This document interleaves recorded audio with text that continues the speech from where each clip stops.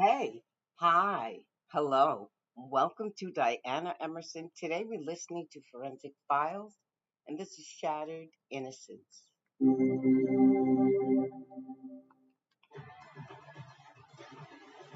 was a break-in and a murder.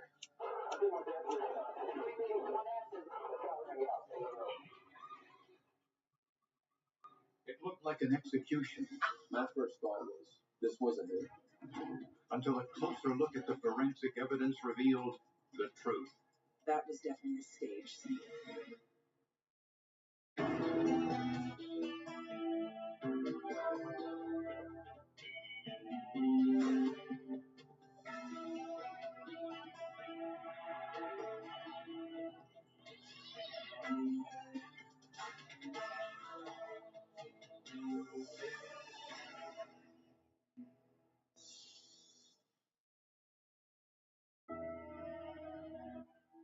One of the best defense lawyers in San Antonio, Texas, was Leslie Vaughn.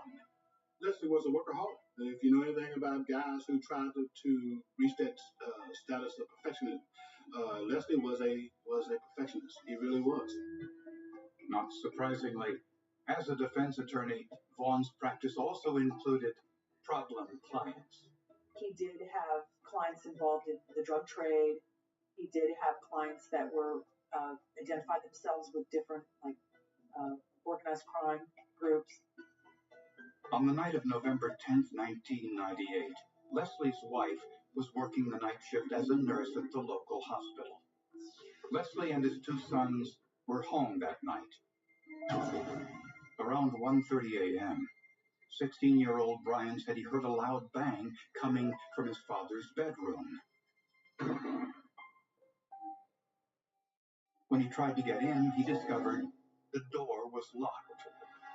He hears some more alarming noises in the nature of gurgling or breathing. He can't get into his dad's room, and that concerns him. In a panic, Brian called 911. This is 911. What is the emergency? I think my dad's been shot. What do you mean? What happened? What could it do? The shot went out. You know, I'm scared. Getting through, right? The door's locked. You know, can't be heard from him? The shot rang out in the room. I cannot get in the bedroom. The door's locked. After the call, Brian took his 11-year-old brother to his neighbor's house. He indicated there might have been maybe somebody in the house, and that's why he was getting his brother out to make sure that his brother didn't get hurt. When paramedics arrived, they broke down the bedroom door and found Leslie Vaughn dead. There was a single gunshot wound to his head. There was a large limestone rock on the bedroom floor and a broken window, the killer's apparent point of entry.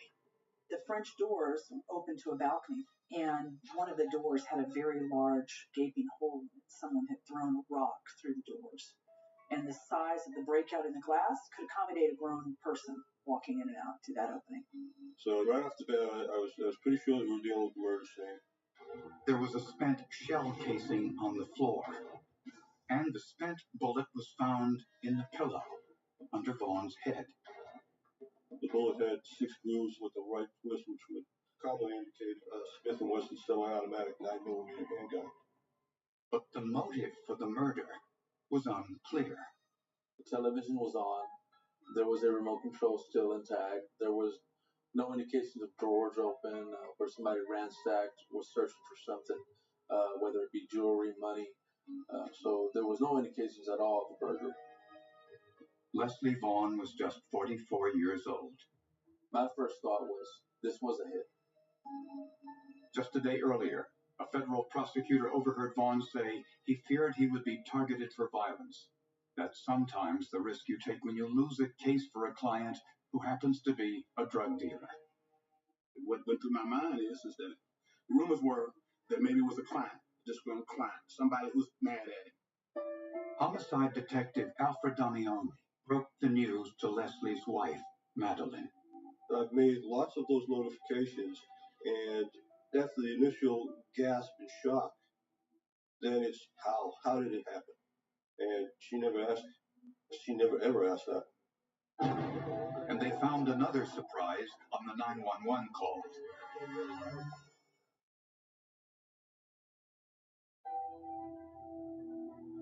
At Leslie Vaughn's funeral, prosecutors and law enforcement came together with drug dealers and felons to mourn his death.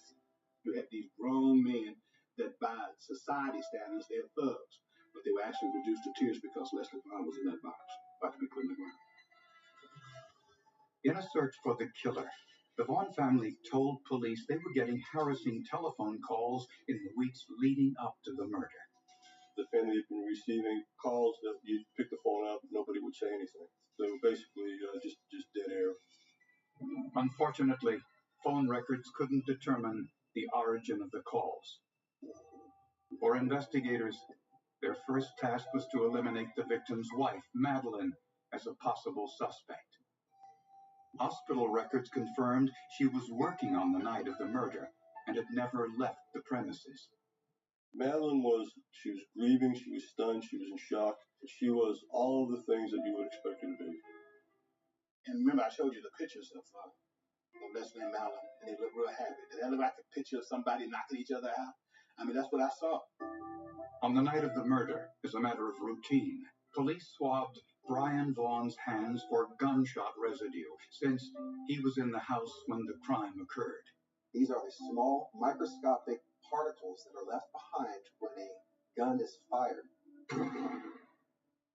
If a person fired a weapon within a 24-hour period, it is very likely that I will be able to find gunshot residue.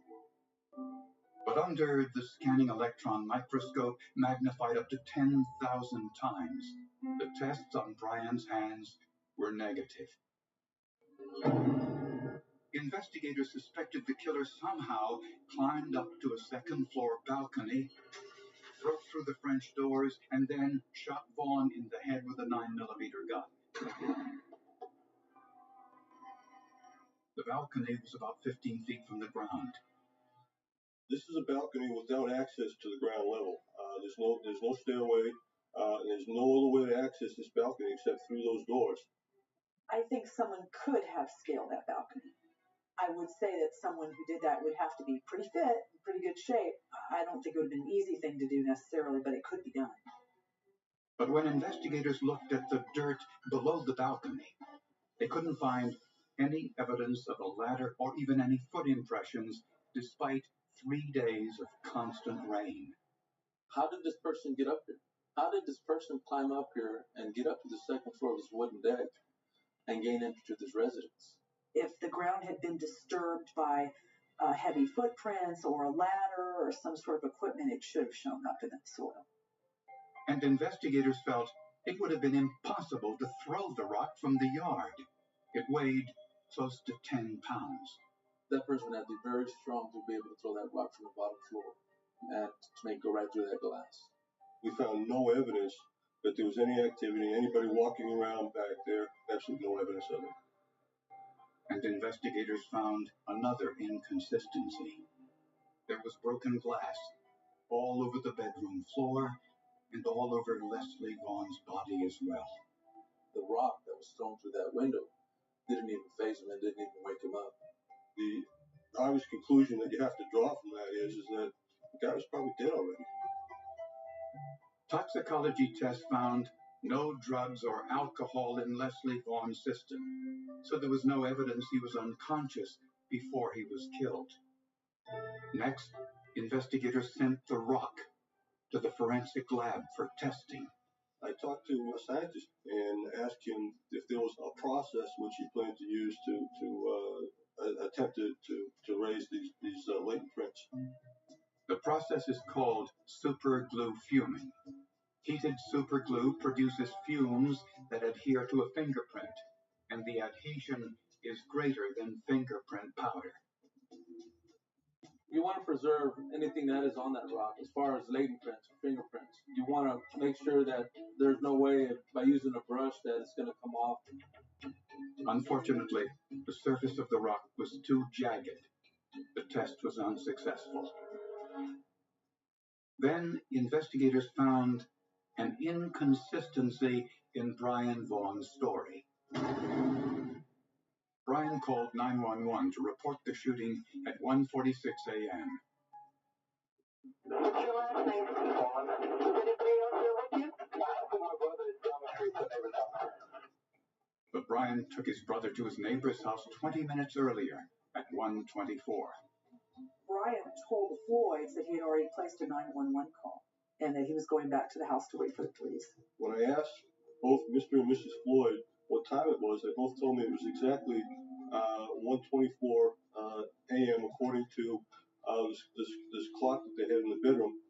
Brian arrived at the Floyd's house at 1:24 a.m. Did not call 911 until 1:46. What was Brian doing for these 20 minutes?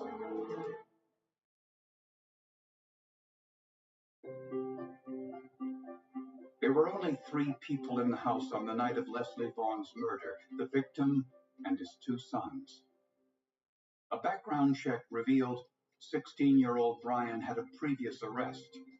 He got into an argument with one of the security guards there at the bowling alley, who actually was an off-duty Bear County Sheriff's deputy. And in that altercation, he ended up striking this deputy and, in fact, fleeing, evading from the scene. And those were pending charges at the time that Leslie was murdered. Investigators also learned that Brian's car caught on fire 3 months before his father's murder. The origin was suspicious. There was an emergency call that the vehicle was totaled and had to be put out. There's some question as to whether or not Brian was responsible for starting that fire or being there when the fire started. Whether Leslie Vaughn suspected this or not is unclear, but he offered to buy Brian a used car to replace the one ruined in the fire. Apparently, Brian wanted a new one. A car salesman told police he witnessed a heated argument between the two on the afternoon of the murder. His academic grades were poor, which is the reason why his father didn't buy him the car in the first place. According to Brian's younger brother, Chris, the argument continued when they got home up until the early evening hours of the night of the murder.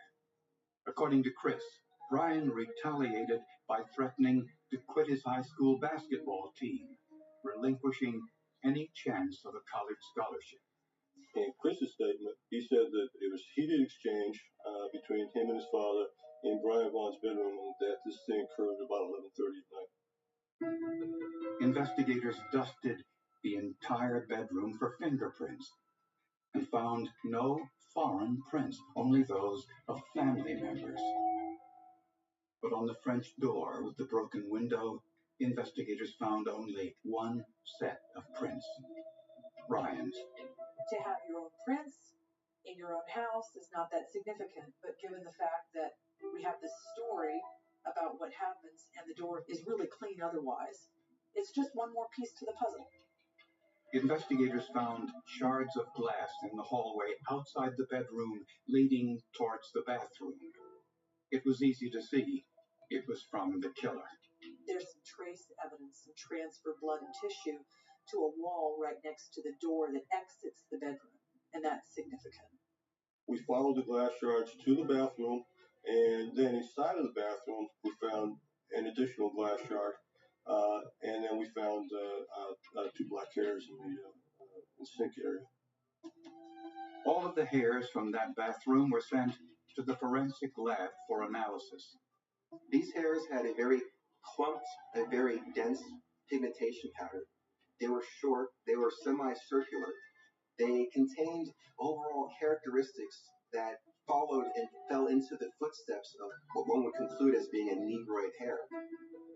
Finally, investigators listened to the entire conversation between Brian and the 911 operator on the night of the murder. Brian said his father's bedroom door was locked, but he told the operator one small detail that only the killer would know. I think my dad just called him. He's reading about laundry. Okay, did you go inside the bedroom? I can't, the door's locked. Okay, so how do you know he's reading from the laundry? I saw him right out in the room. Okay, you told me you can't get into the bedroom, right? I cannot get in the bedroom, the door's locked. So how do you know he's reading from the mouth? I don't know that. there is no way that Brian Vaughn would have known that his dad had been shot if the door was locked and he could not gain entry. The biggest evidence against Brian Vaughn was Brian Vaughn. Okay, he was his worst evidence. Investigators suspected that Brian used a 9mm gun from his father's own collection. We believe from talking to his friends and his office manager that he would have had a gun in his nightside table. And on the night of the murder, no gun was found there. We understood that he has had 9mm guns in the past as well, and Leslie was killed with a 9mm.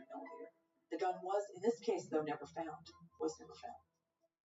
Finally, investigators interviewed the only other person inside the house at the time of the murder, Brian's younger brother, Chris. We asked Chris, would Brian kill your dad? And Chris answered, I don't know. We asked him, could Brian kill your dad? I don't know. He's very athletic, but I don't know if he could. Would he kill your dad? I don't know. Which is an unusual response as opposed to no, he wouldn't do it, no, he couldn't do it, no, he would never do it. Brian Vaughn was arrested and charged with his father's murder. But would the jury convict on so little evidence?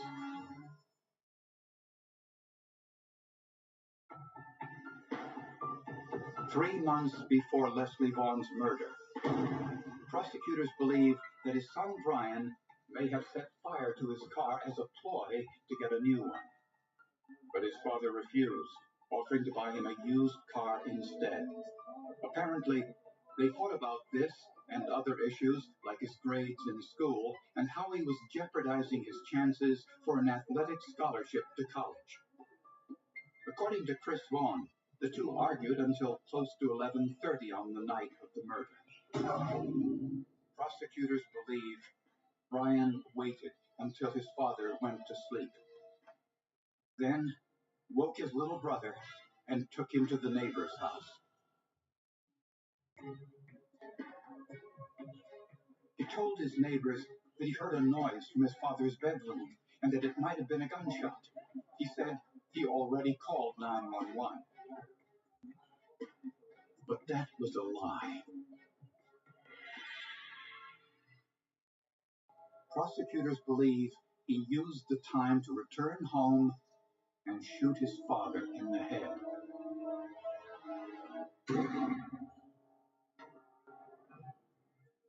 To create the illusion this was committed by an intruder, Brian went out on the balcony and threw the rock through the window.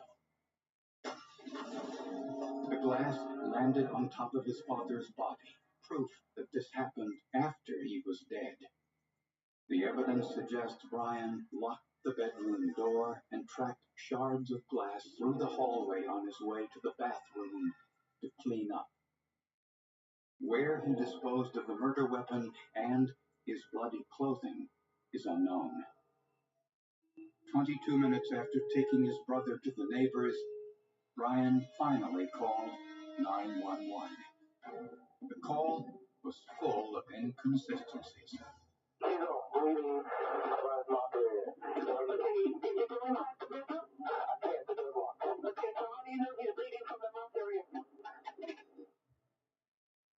In January of 2000, Brian Vaughn went on trial for the murder of his father, and he was tried as an adult.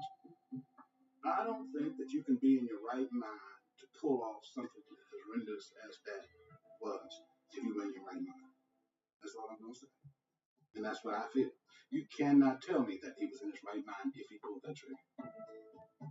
The defense said an intruder committed the murder, but the lack of mud on the balcony outside the bedroom made it clear that the shooter came from inside the house, and Brian's fingerprints were the only ones on the broken French door.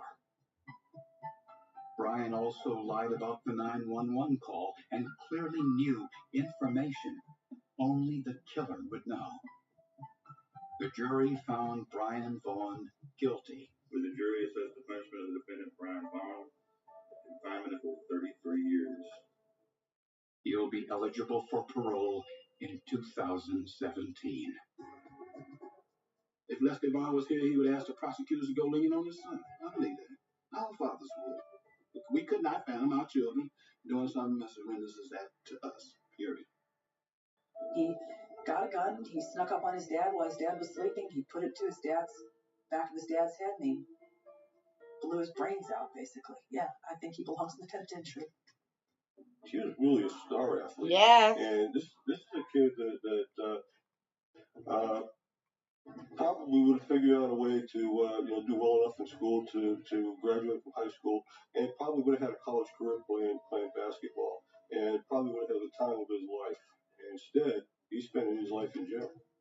Few people can imagine a child killing a parent. But the evidence at the scene and evidence missing from the scene clearly showed what happened.